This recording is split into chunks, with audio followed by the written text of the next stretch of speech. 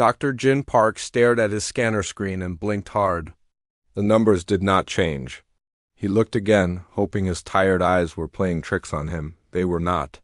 "Nah," he called to his partner across the small research lab. "Come look at this." Dr. Na Kim pushed back from her desk and walked over. Her coffee cup was still warm in her hands. Outside the windows of their ship, the planet Kestra 7 looked dead and gray. No clouds moved in its sky, no lights showed on its surface.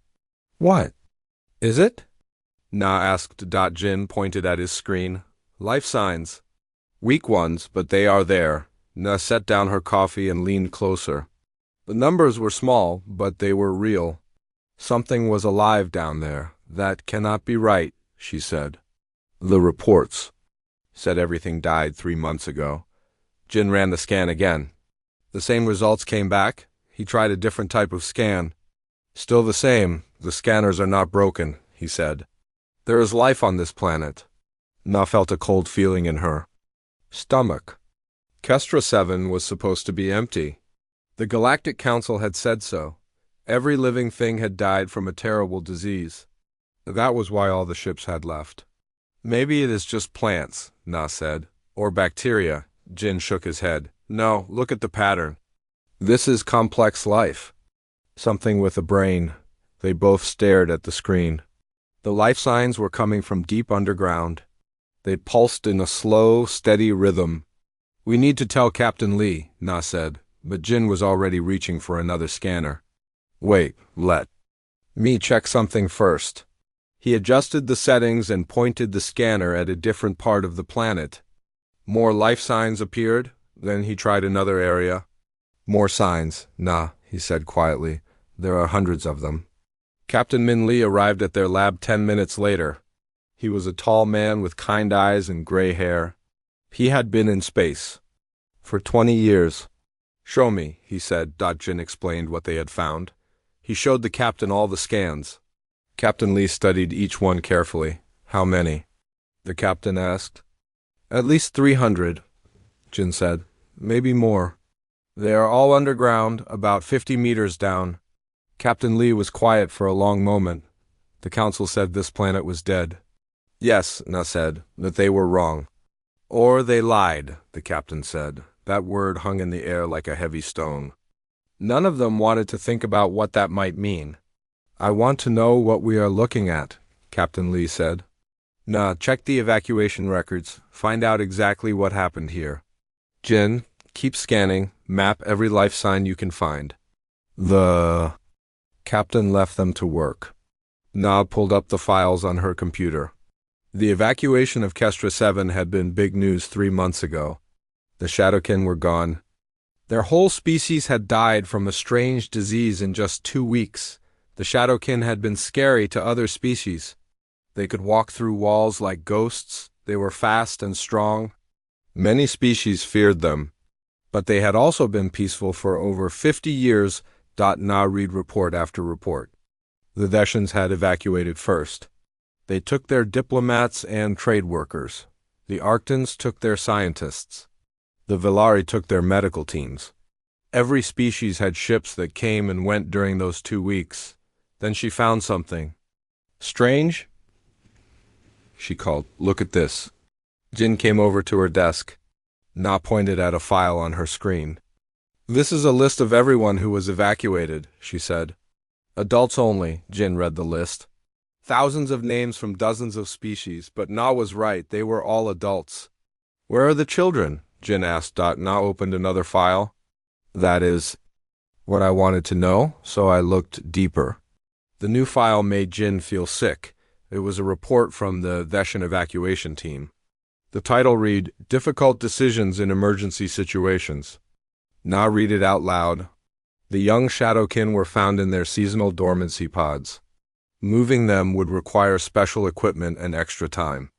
Given the risk of disease spread and the dangerous nature of the species, the evacuation committee decided to focus on saving the adult members of other species. Jin stared at her. "They left the children behind." "All of them," Na said. "Every species made the same choice."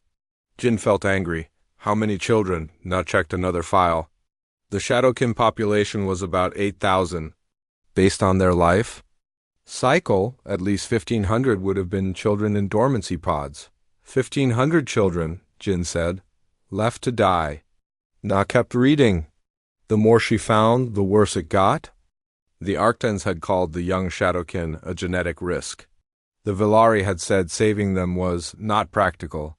Even the peaceful Kaldari had voted to leave them behind. Every single species in the Galactic Council had agreed. The adult Shadowkin were dying from disease. The children were too dangerous to save. It was better to let them die with their parents. Jin looked at his scanner again. The life signs were still there, slow and steady. Like sleeping, they are not dead, he said. No, Na agreed, they are not. The council lied, they said everyone died from the disease. But the children did not get sick, Na nodded. The dormancy pods must have protected them. They are still alive down there. They looked at each other. Both of them were thinking the same thing. We have to tell Captain Lee, Na said. We have to do more than that, Jin replied. We have to save them. But even as he said it, Jin knew it would not be easy. The Galactic Council had made their choice. They had decided these children were too dangerous to live. If humans tried to save them, it would mean going against the entire galaxy. Na squeezed his shoulder. Those are children down there, Jin, alone and afraid. Jin nodded. Then we save them. Outside their window, the dead planet turned slowly in space. But it was not as dead as everyone thought. Deep underground, 1,500 young lives waited in the darkness, hoping someone would care enough to help them, that someone would be human. The emergency session bell rang through Galactic Council Station Omega, Ambassador. Yancho walked quickly down the long hallway toward the main chamber. Her shoes clicked on the metal floor. Behind her, Dr. Hisong carried a datapad with their presentation. Are you ready for this?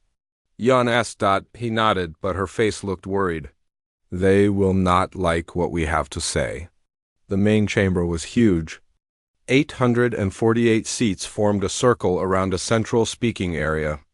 Representatives from every species in the galaxy sat waiting. The air felt tense. Yan took her place at the human section. She was the only human ambassador here. Today, that made her feel very alone. Chancellor Vel of the Theshans called the meeting to order. His blue skin seemed to glow under the chamber lights. His voice was smooth and calm.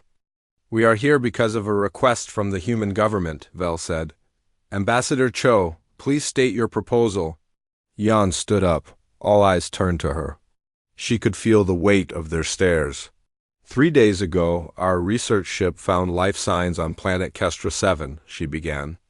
The planet you all said was dead. A low murmur went through the chamber. Several representatives shifted in their seats. We have discovered that 1,500 Shadowkin children are still alive, Yan continued. They are in dormancy pods. Deep underground, they have been alone for 3 months. The murmur grew louder. Chancellor Vel raised his hand for silence. These children were left behind during the evacuation, Yan said. Her voice grew stronger. Every species here made the choice to abandon them. We are asking the Council for permission to mount a rescue mission. The chamber exploded with noise. Representatives stood up and shouted. Some banged their desks.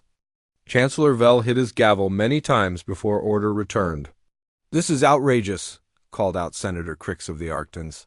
His gray face looked angry. The Shadowkin were declared a contamination risk. The children carry the same deadly disease. That is not true, Yan replied. Our scans show no signs of disease in the children. The dormancy pods protected them. Dr. Now of the Villari species stood up. Her long arms waved as she spoke. Even if they are healthy, they are still Shadowkin. Do you remember what their adults could do? They could walk through walls. They could appear and disappear like ghosts. They were perfect killers. They were children, Yan said firmly. Children who have done nothing wrong. Children who will grow up to be apex predators, Senator Crick said. Without their parents to teach them control, they will be even more dangerous. Ambassador Tell of the Kaldari joined the argument. The Keldari were known for being peaceful, so his words carried weight. The Shadowkin were always a threat to galactic peace, Tel said. Their physical abilities made other species afraid. Fear leads to war. We cannot risk bringing that fear back. Yan felt her anger rising. So your solution is to let children die? Our solution is to protect the greater good, Chancellor Vel said. The death of 1,500 is tragic. But the threat they represent could harm millions. May I speak? Dr. Hisong asked. Chancellor Vel nodded. He stood up and activated her datapad. A hologram appeared in the center of the chamber. I am Dr. Hisong, a specialist in child psychology, she said. I have studied the brain scans from these Shadowkin children. The hologram showed brainwave patterns. They moved in slow, steady rhythms. These children are dreaming, he said. Even in their dormancy pods, their minds are active. We can see signs of emotional distress. They know something is wrong. They are afraid and alone. The chamber was quiet now. Everyone stared at the brain patterns. They are not monsters, he continued. They are children having nightmares. Children who need help. Senator Crick stood up again. Dr. Song, what you show us is exactly why we should be afraid. These children have been unconscious for 3 months, yet their brains show complex activity. This proves how dangerous their species is. It proves they are intelligent and emotional, he replied, just like all children. Intelligence and emotion in a species that can phase through matter, said Dr. Now. That combination has always been deadly. Ambassador Tel activated his own hologram. It showed statistics and charts. The Galactic Council has studied this problem. For years, Tel said, every model shows the same result. Shadowkin without proper adult guidance become unstable. The risk is too great. What about our guidance? Yan asked. Humans could help raise them. The chamber erupted in laughter. Not happy laughter, but mocking laughter. Yan felt her face turn red. Humans? Chancellor Vel said. Your species has been in space for less than 100 years. You think you can control beings who have evolved as perfect predators? We do not want to control them, Yan said. We want to help them. And when they grow up and start killing? Senator Crix asked. Who will be responsible then? We will, Yan said simply. That answer made the chamber go silent. For a long moment, no one spoke. Finally, Chancellor Vel stood up. The human proposal is this. They want to rescue 1,500 Shadowkin children and take responsibility.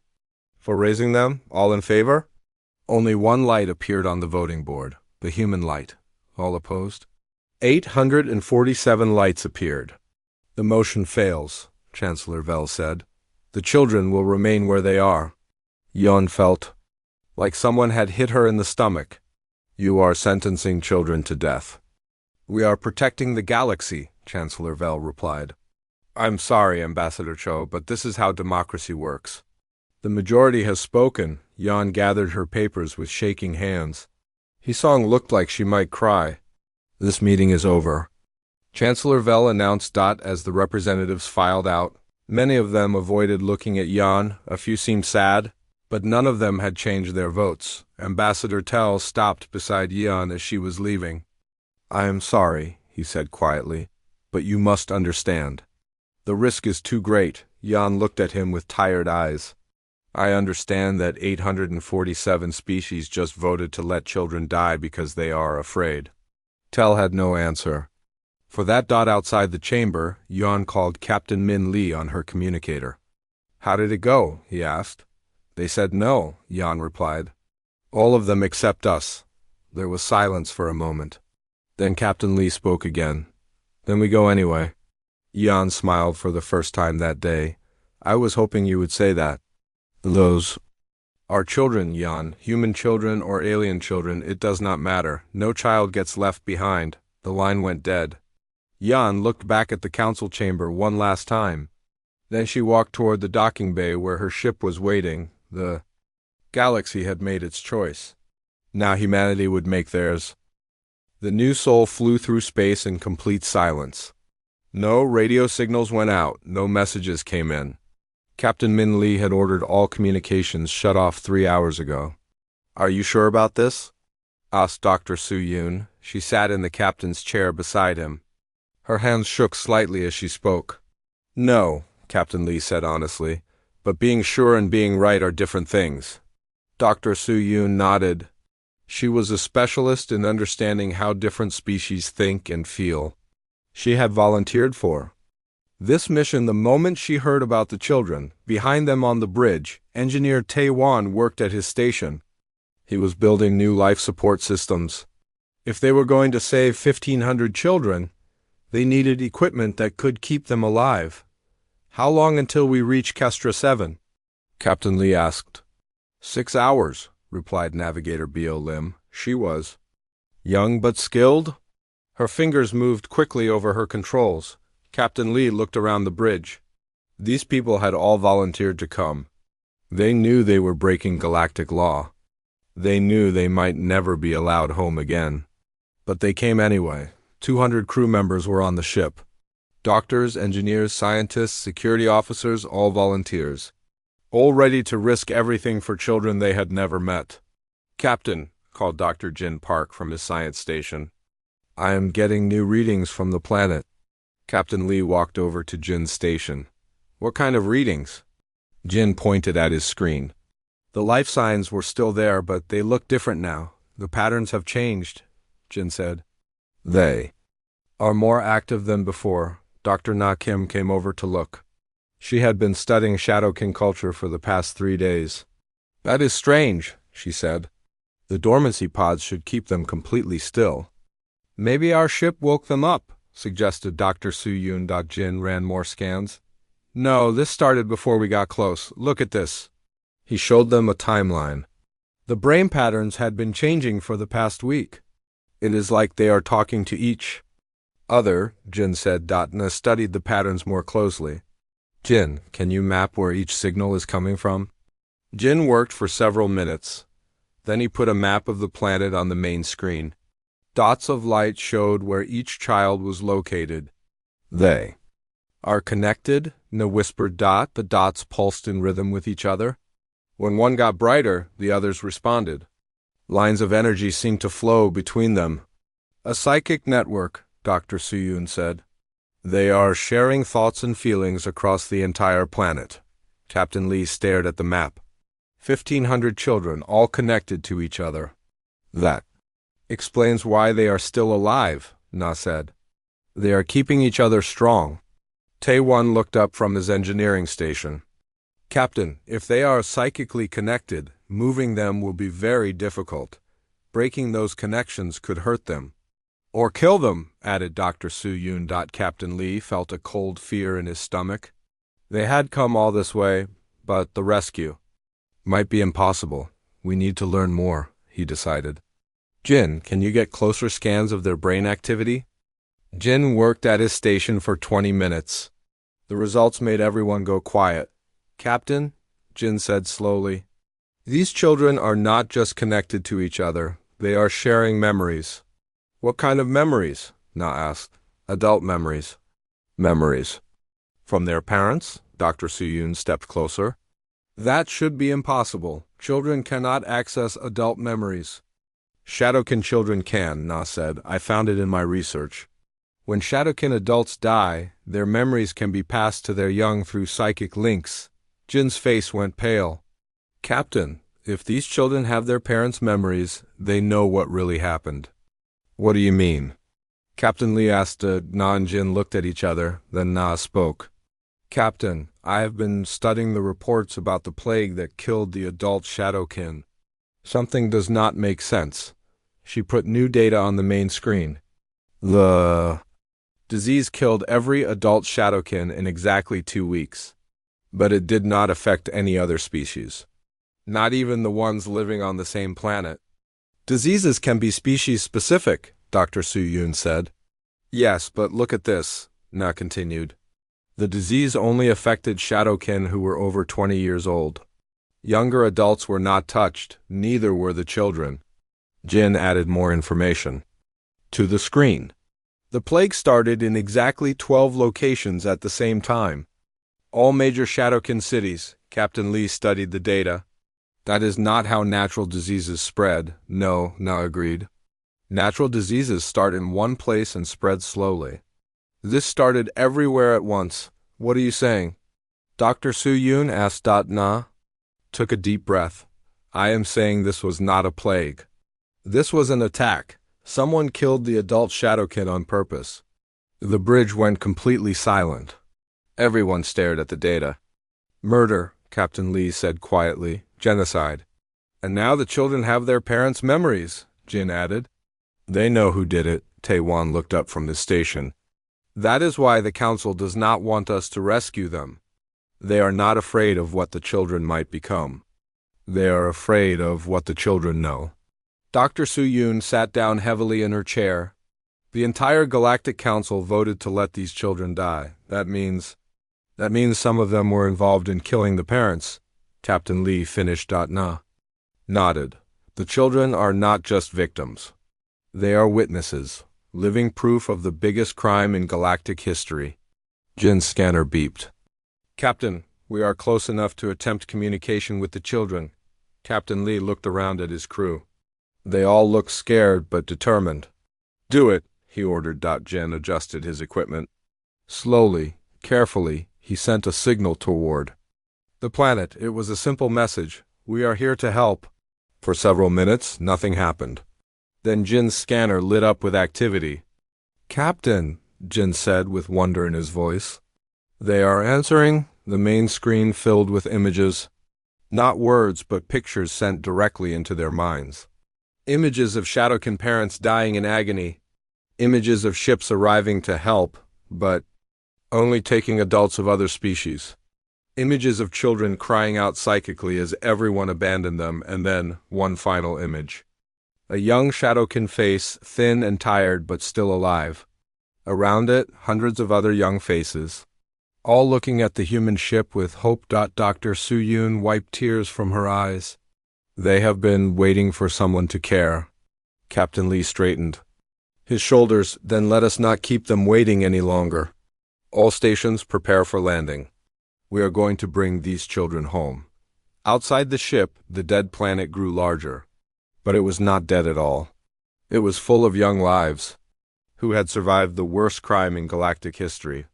And now, finally, someone had come to save them. The underground caves of Kestra 7 were dark and cold. Engineer B.O. Lim carried a portable light as she walked beside Dr. Jun Han. Their breath made small clouds in the frigid air.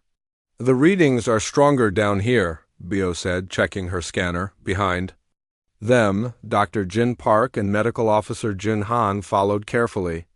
They had been walking through these tunnels for 2 hours, following the psychic signals from the Shadowkin children. How much deeper? Jun Han asked. He carried medical supplies in case the children were hurt. Not far, B.O. replied. The signals are very strong now. They turned a corner and stopped. In front of them was a massive underground chamber. The ceiling was so high their lights could not reach it. And everywhere, covering the floor and walls, were dormancy pods. There are so many, Jin whispered. Hundreds of crystal-like pods glowed with soft blue light. Inside each one they could see the shape of a sleeping child. The pods hummed with energy, connected by streams of light that flowed between them. The psychic network, Jin Han said. It is beautiful. B.O. set up her communication equipment. Jin, can you boost the signal? I want to try talking to them directly. Jin adjusted his scanner. Ready? B.O. spoke into her microphone. Hello, we are humans. We came to help you. For a moment, nothing happened. Then the lights in the pods began to pulse faster. The humming sound grew louder. Suddenly, words appeared in their minds. Not spoken words, but thoughts placed directly into their consciousness. Why did you come? The voice was young, but old at the same time. It carried great sadness. Be answered out loud. Because you are children. Children should not be left alone. Everyone else left. They said we were dangerous. You are not dangerous to us, Jin said. You are just afraid and alone. The lights in the pods grew brighter. More voices joined. The first one. We remember what happened to our parents. We saw them die. The other species did this to us. They killed our families and left us to die too. Junhan stepped forward. We know. We found evidence of what really happened. It was not a disease that killed your parents. No, it was poison. Poison. Made to kill only adult Shadowkin, the main voice spoke again. It was stronger now, more focused. I'm called Eiko. I speak for the young ones. We have waited for someone to believe us. We believe you, Bio said. Can you tell us who did this? Images flooded their minds. Veshan scientists in secret laboratories? Arctan officials approving weapon designs? Velari doctors testing the poison. Ships arriving at Shadowkin worlds, carrying death disguised as medicine. They feared us. Our parents were becoming too powerful in the council. We could mine resources. Without destroying planets, we could build things other species could not. They saw us as a threat to their control. Jin felt sick, so they killed your entire species, not entire. We survived, and we remember everything our parents knew. Every secret, every crime, every lie the council has told. More images came. Banking records showing payments to assassins. Secret meetings where species planned the genocide. Videos of council members celebrating after the adult Shadowkin died. That is why they want us dead too. We are proof of their crimes. Bio looked around at the hundreds of pods. Each one contained a child who had lived through the worst crime in galactic history. We will not let them hurt you, she promised. You cannot stop them. You are only one species. There are many. Sometimes one is enough, Junhan said. Especially when that one is right. Suddenly, Jin's scanner beeped with an urgent warning. He looked at it and his face went pale. Ships, he said. Come in this way? Lots of them. Echo's voice became urgent. They have found you. The council is coming. Bill grabbed her communicator. Captain Lee, we have a problem. Council ships are approaching. Captain. Lee's voice crackled through static. How many? Bio looked at Jin's scanner. 20 ships, maybe more. They will not let you leave, Echo said. And they will not let us live. Then we fight, Junhan said simply. You would fight the entire galaxy for us? Yes, all 4 humans said at the same time. The pods around them began to glow even brighter. The humming became a song. Then we fight together. One by one, the dormancy pods began to open. Captain Min Lee stood on the bridge of the New Sol and watched the council fleet approach. 23 ships. All of them larger than his single vessel. Open a channel, he ordered. The main screen showed the blue face of Chancellor Vel, behind him. Other council representatives crowded together. Captain Lee, Vel said, you are in violation of galactic law. Surrender immediately. We are rescuing children, Captain Lee replied. That is not a crime.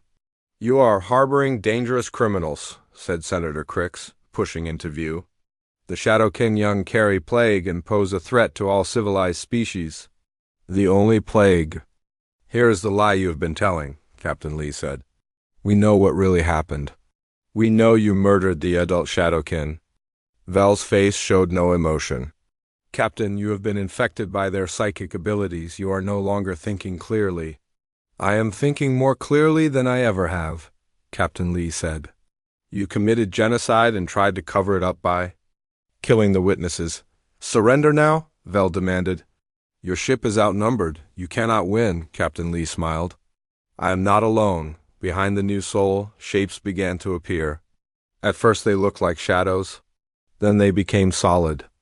1,500 young Shadowkin, no longer sleeping, materialized in the space around the human ship. They had grown during their 3 months of dormancy. They were not children anymore, but young adults. And they were angry. Security Chief A. Zhang watched from her station. Captain, the Shadowkin are moving into attack formation. The young Shadowkin did not need ships. They could survive in space for short periods, and they could phase through matter. They moved like a cloud of ghosts around the council fleet. We remember our parents' skills. Eiko's voice spoke in every human mind. And we remember who killed them. All ships, open fire. Vel ordered. The council ships began shooting at the Shadowkin. But their weapons passed harmlessly through the phased bodies. The young Shadowkin moved closer. Your weapons cannot touch us, Echo said. But ours can touch you. The Shadowkin reached the council ships and began phasing through their hulls. Alarms rang out across the fleet as the young aliens appeared inside the vessels, but they did not kill anyone. Instead, they disabled weapons and engines. They took control of communication systems. They did exactly what their parents would have done. They fought smart. Not cruel. Dr. Rihan, working from the New Souls Communication Center, began broadcasting to the entire galaxy. She sent out all the evidence they had found. Videos of the assassination, banking records, secret meeting transcripts. People of the galaxy, she announced, you have been lied to. The Shadowkin were not killed by plague. They were murdered by your leaders because they threatened the old power structure. Across the galaxy, billions of beings watched in shock as the truth was revealed. On the council ships, the young Shadowkin continued their careful attack. They destroyed weapons but left life support working. They disabled engines but did not hurt crews. We are not like our killers, Echo announced.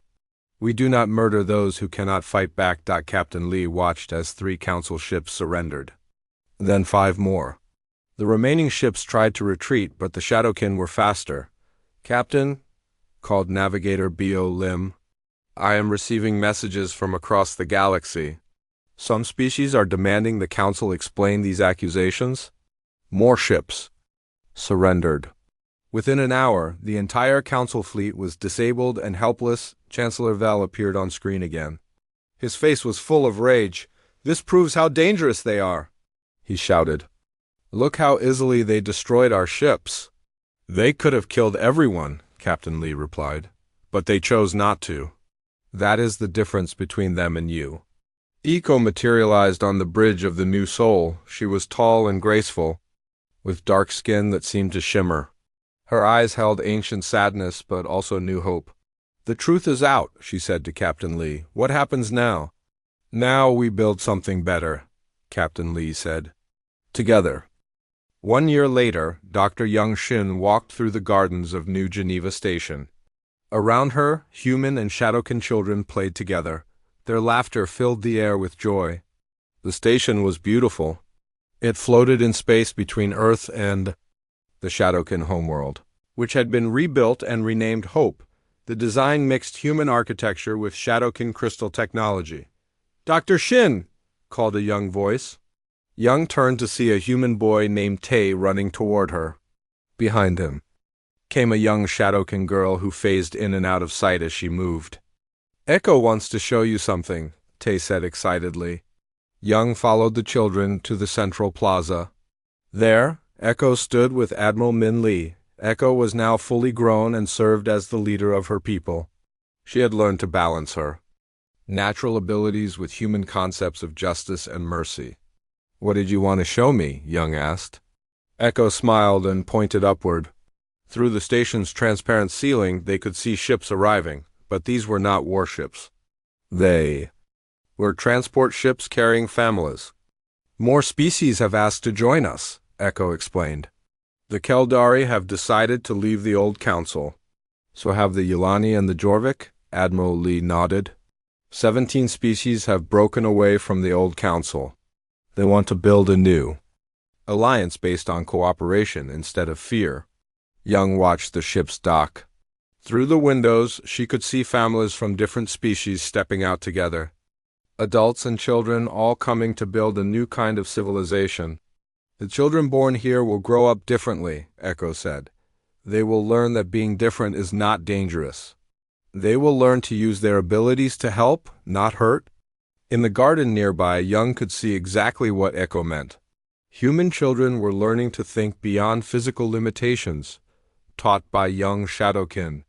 Shadowkin children were learning concepts of family and compassion from their human friends. A new generation was growing up together. They did not see each other as different species. They saw each other as family. What about the old council? Young asked. They still exist, Admiral Lee said, but they are smaller now. Many species have seen the truth and chosen to leave. The ones that remain are mostly the ones who were involved in the genocide. They still fear us, Echo added. But their fear has less power now. Too many people know the truth. Dr. Na Kim approached their group. She had been appointed as the new alliance's first minister of interspecies relations. The morning briefing is ready, she told Admiral Lee. We have 3 more species requesting membership. As they walked toward the government building, Young noticed something wonderful. Everywhere she looked, humans and Shadowkin worked side by side. In the gardens, in the laboratories, in the shops and schools. They had created something the galaxy had never seen before, true partnership between species. Echo, Young said. Do you ever regret that we saved you? Echo looked surprised. Regret, Dr. Shin? Your species did not just save our lives. You saved our souls. You showed us that the difference between predator and protector is not what you are born as, but what you choose to become. They reached the government building and went inside. In the main hall, representatives from dozens of species worked together on problems that affected everyone.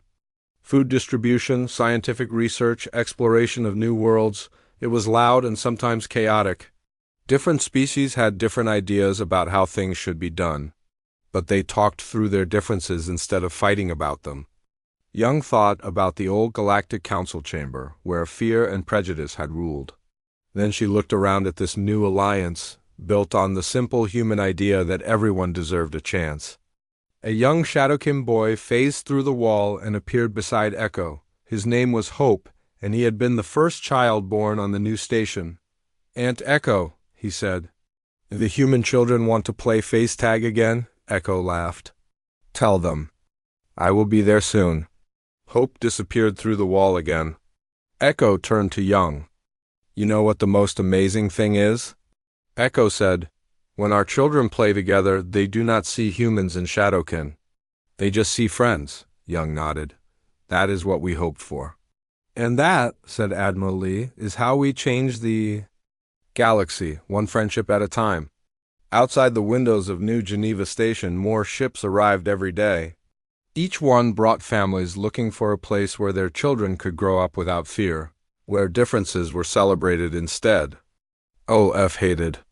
The old galaxy had been built on the idea that some species were better than others. This new alliance was built on the idea that everyone had something valuable to offer. It started with humans refusing to abandon children in need. It grew into something that would change the galaxy forever. Echo stood at the window, watching children play in the gardens below. Human and Shadowkin, Kaldari and Yolani, all laughing together. Your species kept its promise, she said to Young. You did not just save us, you helped us save ourselves, Young smiled. That is what families do. And in the gardens of New Geneva Station, under artificial stars that shone like hope, the first generation of galactic citizens learned that the universe was big enough for everyone,